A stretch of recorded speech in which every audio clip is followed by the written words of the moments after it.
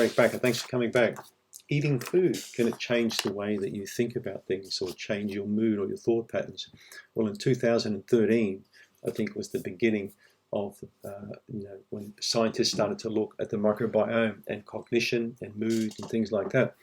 There are many studies now that are showing that what you eat can have an influence on how you feel and how you think to a high degree.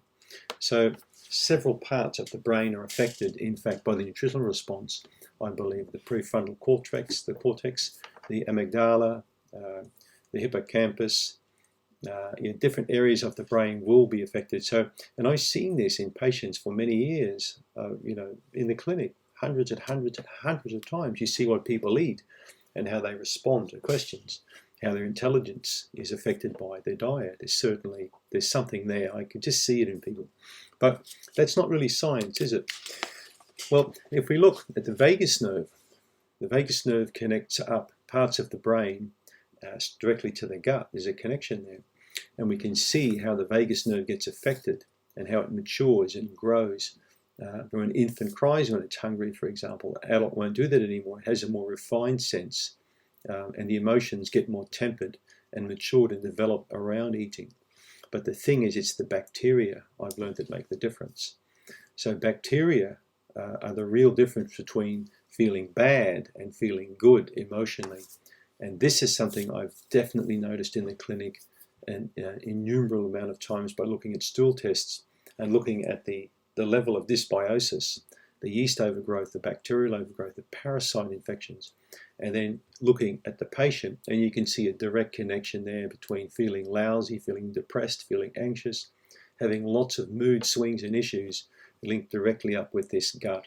And as that gut improved, and we cleaned it up over time, got the diet improved, got rid of the parasite infection, got rid of the yeast overgrowth, we could just see over weeks and months how the person's mood picked up to the point where they were smiling a lot more. They were happy. Lots of things in that person's life started to improve. Their job improved, their relationships improved, and most of their signs and symptoms disappeared, all because their gut improved. In my mind, in time, there'll be a direct link with the types of bacteria in the gut, the overgrowths, the undergrowths, the imbalances. They all have an effect on how we think and how we feel. And what we eat and the quality of food that we eat has a direct effect on the expression of those bacteria. So the foods can either, in my opinion, make us feel shitty and crappy and awful, or they can make us feel really good. And the difference is the bacteria, but also your selection of those foods to maintain this good bacterial growth. So every time you're eating something, just remember, one of my favorite sayings out of an old health book is some people literally dig their own graves with their own teeth because they eat such crappy food all the time. I read some really alarming reports just recently released from the United States that most Americans eat less than a cup of fruit per day and less than 2 cups of vegetables per day.